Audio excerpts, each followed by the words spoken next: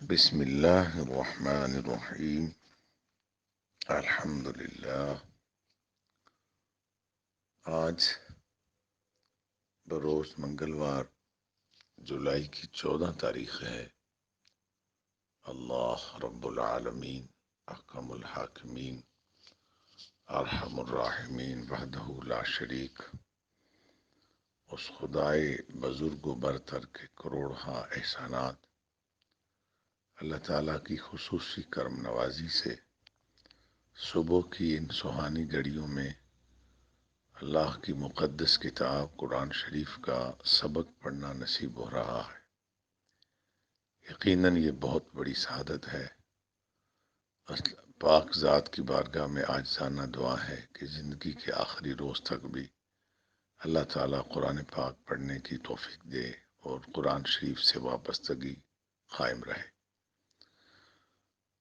کل ہمیں 12ویں رکوع تک ہم نے پڑھا تھا، آج انشاءاللہ 13واں رکوع شروع کر رہے۔ جتنا ہمیں نصیب ہوا، جتنا آسانی سے پڑھ سکے انشاءاللہ پڑھیں گے، کیونکہ قرآن پاک کے بارے میں آپ نے یہ بارہا سنا ہے۔ کائنات کے پاک رب نے جو قرآن بھیجنے والا مالک ہے، اس کا فرمان ہے فَقْرَؤُوا مَا تَيَسَّرَ مِنَ الْقُرْآنِ، قرآن شریف اتنا پڑھنا جتنا آسانی سے پڑھ سکو۔ اعوذ باللہ من الشیطان الرجیم، میں پناہ مانگتا ہوں اللہ تبارک و تعالی کی شیطان مردود کے شر سے۔ بسم اللہ الرحمن الرحیم، اللہ تعالیٰ کے بابرکت نام سے شروع کرتا ہوں جو بڑا مہربان نہایت رحم فرمانے والا ہے۔ کلام باری تعالیٰ اس طرح ہے، الطلاق مرتان، طلاق 2 بار ہے۔ فَإِمْسَاكُمْ بِمَعْرُوفٍ، پھر یا تو روک لینا بلائی کے ساتھ، او تسریح بِإِحْسَان، یا چھوڑ دینا احسان کے ساتھ۔ وَلَا يَحِلُّ لَكُمْ أَن تَأْخُذُوا، اور جائز نہیں تمہارے لیے کہ لو تم مما آتیتموہن، اس سے جو تم نے دیا ہے انہیں، شیئن کچھ بھی، الا ان یخافا، بجز اس کے کہ دونوں کو ان یخافا اندیشہ ہو یا خوف ہو، اللہ یقیما حدود اللہ، کہ وہ قائم نہ رکھ سکیں گے اللہ پاک کی مقدس حدوں کو۔ فَإِنْ خِفْتُمْ، پھر اگر تمہیں خوف ہو کہ اللہ یقیما حدود اللہ، کہ وہ دونوں قائم نہ رکھ سکیں گے اللہ کی حدوں کو، فلا جناح علیہما، تو کوئی حرج نہیں ان پر، فی مفتدت بھی، کہ عورت کچھ فدیہ دے کر جان چھڑا لے۔ تلک حدود اللہ، یہ حدیں اللہ تعالیٰ کی ہیں، فلا تعتدوها، سو ان سے آگے نہ بڑھو۔ ومن یتعد حدود اللہ، اور جو کوئی آگے بڑھتا ہے اللہ کی پاک حدوں سے، فاولئک هم الظالمون، سو وہی لوگ ظالم ہیں۔ سامعین محترم، ہمارے پچھلے اسباق سے بھی یہ طلاق کے مسائل اس سلسلے میں کچھ آپ جو ہے وہ پڑھ رہے ہیں۔ آج کے سبق کی یہ جو پہلی آیا مقدسہ ہے، ارشاد فرمایا طلاق 2 بار ہے، یعنی 2 بار طلاق دینے کے بعد گنجائش ہے، روک بھی سکتے ہو یا چھوڑ بھی سکتے ہو۔ فَإِمْسَاكُمْ بِمَعْرُوف، یا روک لینا بلائی کے ساتھ، او تسریح بِإِحْسَان، یا چھوڑ دینا احسان کے ساتھ۔ یہ آپ پہلے پڑھ چکے ہیں کہ طلاق دینا کوئی عام کام نہیں کہ عام بندہ اس پر تاب آزمائی کرتا رہے۔ ہمارے یہاں تو یہ سلسلہ بہت عام ہوتا جا رہا ہے، یہ انتہائی خوفناک اور بھیانک عمل ہے۔ آپ کیا سمجھو یہ کوئی مذاق ہے؟ میں نے آپ کو عرض کیا تھا، اگر آپ نے میرے پچھلے اسباق سنے ہیں، جائز کاموں میں سے جس کام پر اللہ کی ذات غضبناک ہوتے ہیں وہ طلاق ہے، جب رشتہ ٹوٹ رہا ہوتا ہے۔ یہ کوئی مذاق نہیں ہے کہ آپ طلاق دیتے پھریں۔ اس کا مطلب اس سے صرف کہ صرف لڑکی کے لیے لڑکی کے خاندان کے لیے مسئلہ نہیں ہوتا، لڑکے والوں کے لیے بھی بہت سارا نقصان ہوتا ہے، خاندان بدنام ہو جاتے ہیں، آئندہ بچے بچیوں کی شادیاں کرنے میں بہت ساری مشکلات آتی ہیں، لوگ کہتے ہیں طلاقہ دینے والے لوگ دے، انہوں نے تو فلاں کو طلاق دی، فلاں کو دکھ دیا، معاشرے میں بندہ جو ہے وہ گندا ہو جاتا ہے، بدنام ہو جاتا ہے، اور جب رشتے ٹوٹتے ہیں تو بڑے بڑے فساد بعض دفعہ پھیلتے، بعض دفعہ جن کے اپنے بیٹیاں چھوڑی ہوتی ہیں وہ پتہ نہیں آپ کے لیے کیا کچھ سوچیں، تو یہ اگر بچے ہیں تو پھر یہ اور بھی ایک بڑا نقصان ہے، ایک تو اگلی نسلوں کے لیے بدنامی، جس طرح میں نے عرض کیا، پھر دونوں خاندانوں میں خدا نخواستہ دشمنی ناراضگی کا کچھ سلسلہ چل نکلے، کئی نقصانات میں سے تیسرا ایک نقصان یہ ہے کہ اگر وہ بچے ہیں تو وہ کھجل ہو جائیں گے، وہ بیچارے برباد ہو جائیں گے، کیونکہ بچوں کو ماں اور باپ دونوں کی ضرورت تھی، اب دونوں میں سے ظاہر ہے ایک رہے گا ان کے پاس، یا ماں کے پاس رہیں گے یا باپ کے پاس، کہ اس میں ان بچوں کا، ان معصوموں کا تو کوئی قصور نہیں، قصور تو ان بڑوں کا ہے، اس پر آپ نہیں کہہ سکتے کہ دونوں کا ایک جیسا قصور ہے، لیکن یہ ضرور ہے کہ قصور دونوں کا ہوتا ہے، بعض دفعہ عورت کا زیادہ ہوتا ہے، مرد کا کم ہوتا ہے، بعض دفعہ مرد کا زیادہ، عورت کا کم، قصور دونوں کا ہے، یا پھر بہت کم ہے کہ صرف ایک کا قصور ہو، ایک 100% معصوم ہو، ایسا بھی کہیں کہیں ہوتا ہے، لیکن زیادہ تر ہے کہ دونوں کا قصور ہوتا ہے، بعض دفعہ ایک طرف تھوڑا ہوتا ہے، دوسرا فریق اس پر زیادہ ایکشن لے جاتا ہے، جس کی وجہ سے معاملہ طلاق تک پہنچتا ہے، اس کے لیے چھٹے سپارے میں ہے کہ فائزوہن، جب عورت بگڑ جائے تو آپ اس کو سمجھائیں، اچھی فائزوہن، واز کرنا یعنی نرمی سے اسے سمجھائیں کہ سنو بی بی، اس سے بڑا نقصان ہوگا، دونوں خاندان بدنام ہوں گے، دونوں خاندان برباد ہو جائیں گے، اور ہماری وہ شوہر سمجھائے کہ میری بہنوں، پھوپھیوں، میرے گھر کی عورتوں آئندہ نسلوں کے لیے بدنامی بنے گی، آپ مہربانی سے یہ ضد چھوڑے، سمجھائے، اگر پھر بھی نہ سمجھے، فرمایا فائزوہن وہجروہن، پھر ان سے تھوڑی سی علیحدگی اختیار کرے، یعنی گھر میں رہتے ہوئے تھوڑا سا انہیں احساس دلاؤ کہ آپ ناراض ہیں، اور انہیں سمجھاتے بھی جاؤ کہ دیکھو وہ کرنا ہمارا رشتہ خراب ہو جائے، اگر اس طرح بھی نہ سمجھیں تو پھر فرمایا وضربوہن، پھر آپ انہیں مار سکتے ہو، یہ مارنے کی تشریح شاید اس سے پہلے ہمارے اسباق میں نہیں آئی، چونکہ یہ چھٹے سپارے میں بیان ہے، اس کی تشریح جناب رسول پاک علیہ الصلوۃ والسلام نے خود فرمائی، ہمارے یہاں تو خیر ہم لوگ باز نہیں آتے عورتوں کو مارنے سے، میرے گھر میں جو کسی کی بیٹی بہن ہے میں اس کو مارتا ہوں، تو اس طرح میری بہن بیٹی دوسروں گھر ہے وہ ان کو کوئی مار رہا ہے، بس عدلے کا بدلہ جیسا کرو گے ویسا بھرو گے، استغفر اللہ، یہ بھیانک سلسلہ کسی لحاظ سے بھی نفع بخش نہیں ہے، پہلے یہ بیماری بہت تھی، اب تو کافی حد تک کم ہو گئی ہے، وگرنہ پھر بھی ابھی پائی جاتی، اس کی تشریح حضور نبی کریم علیہ الصلوۃ والسلام سے پوچھا گیا، یا رسول اللہ جو مارنا ہے کس طرح مارے، فرمایا اگر بہت زیادہ حالات سنگین ہو جائے عورت کے مارنے کی تمہیں کس طرح اجازت ہے کہ آپ اس کے، پہلی تو بات ہے اس کے منہ پہ نہ مارے، منہ کا جہاں تک تعلق ہے فرمایا کسی جانور کو بھی منہ پہ نہ مارو، منہ پہ نہ مارو، ٹھیک ہو گیا، دوسرا حکم ہے کہ فرمایا اس کی ہڈی نہ ٹوٹے، پہلے کیا ہے منہ پہ نہ مارو، دوسرا ہے کہ اس کی ہڈی نہ ٹوٹے، تیسرا حکم یہ ہے کہ نشان بھی نہ پڑے، ذرا توجہ سے سننا،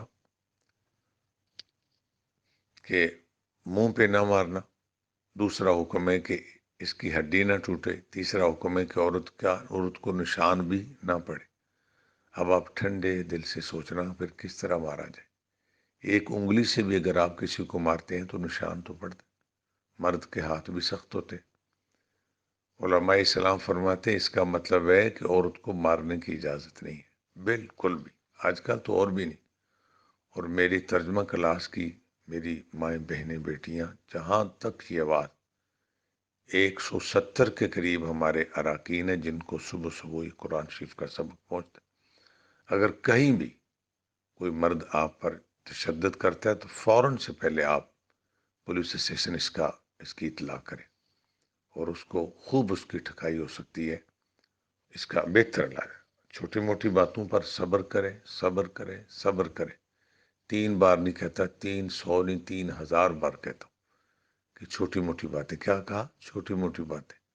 اگر آپ پر وہ جسمانی تشدد کرتا ہے، مارتا ہے، ذہنی ٹارچر کرتا ہے، تو بالکل اگر آپ دائیں بائیں کوئی آپ کا آسرا نہیں بنتا تو فوراً سے پہلے پولیس اسٹیشن جائیں اور کہیں کہ یہ شوہر مجھے مارتا ہے، میرے پر جسمانی تشدد کرتا ہے، بالکل اس کا لحاظ نہ کریں۔ اس کا علاج یہی، میں نے کل کی گفتگو میں کہا تھا کہ جن مردوں کے ہاتھ کھل جاتے ہیں، وہ میں ہوں یا دوسرا ہو، کوئی تیسرا ہو، وہ اپنے آپ کا بھی خیال نہیں کرتے اور کسی کا بھی۔ ہم نے دیکھا عورتوں کی آنکھیں ضائع ہو گئی، کان بہتے رہتے ہیں، سننا چھوڑ گئے کہ جی مارا تھا ابو نے میری ماں کو۔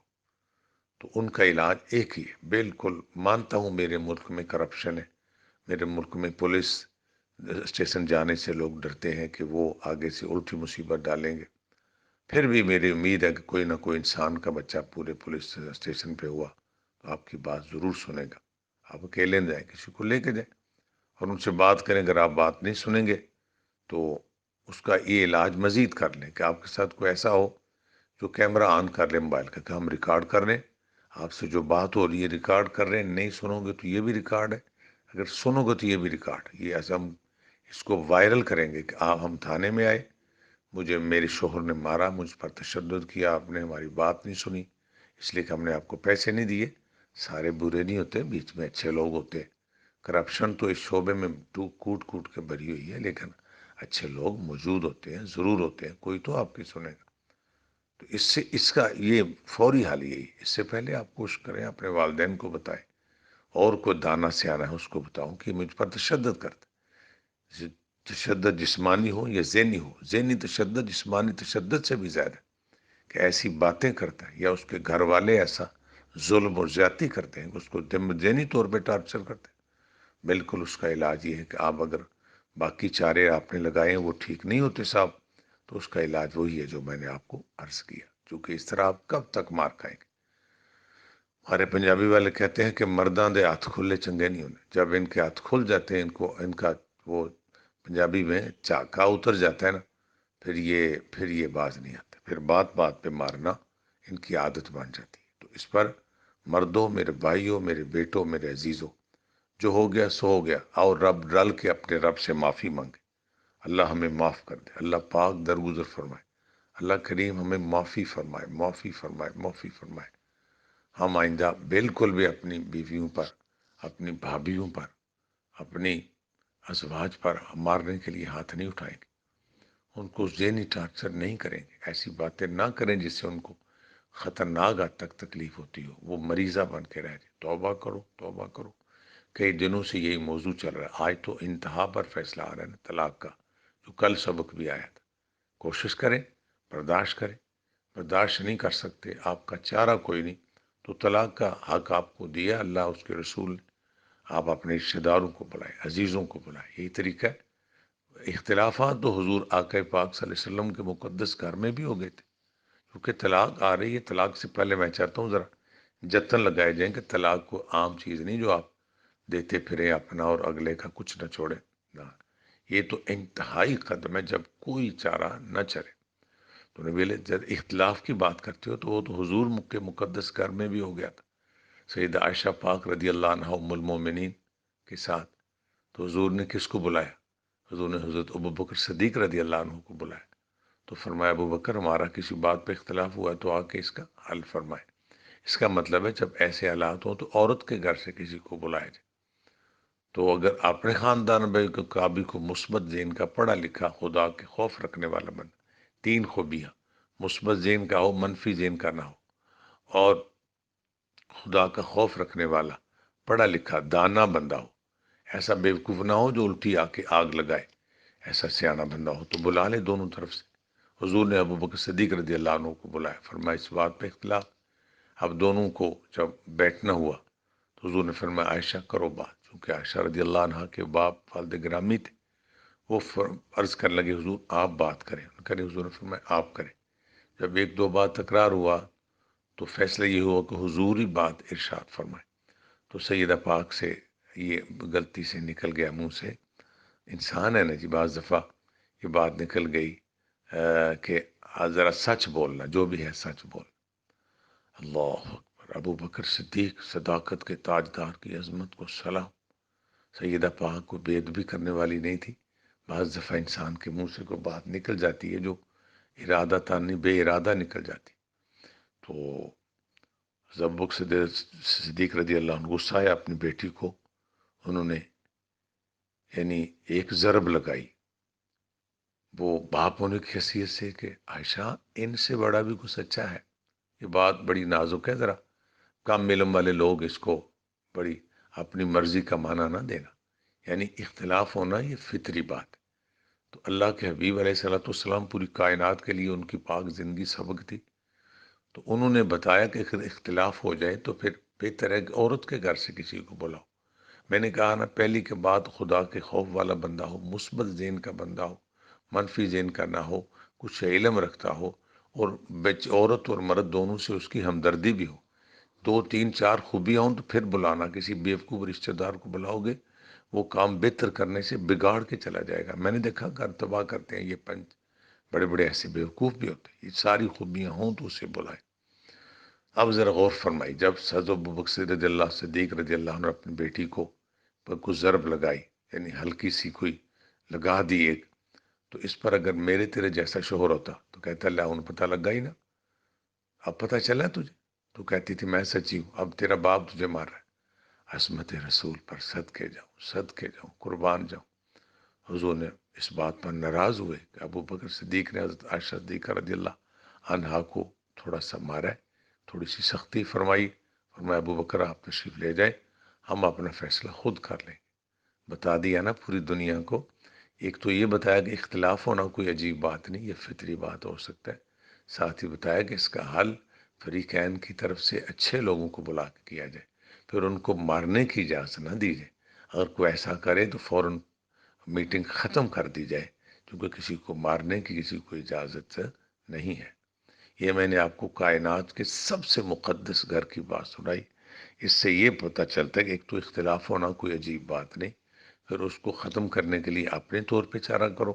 اگر آپ کا بس نہیں چل رہا تو عورت کے خاندان میں سے کوئی پڑھا لکھا مثبت ذہن کا بندہ، خدا کے خوف رکھنے والا، جس کی ہمدردی دونوں طرف ہو، اس کو بلایا جائے۔ ٹھیک ہو گیا جی؟ اگر کوئی چارہ نہ چلے تو پھر آپ نے 2 بار طلاق دی، دیکھیں اب عورت کا رویہ کیسا ہے۔ اگر وہ توبہ کر لے، اپنی حالت کو بہتر کر لے، جس بات سے آپ کو اختلاف تھا وہ ختم کر دے، تو پھر آپ روکیں تو بھی ملائی کے ساتھ، چھوڑیں تب بھی احسان کے ساتھ۔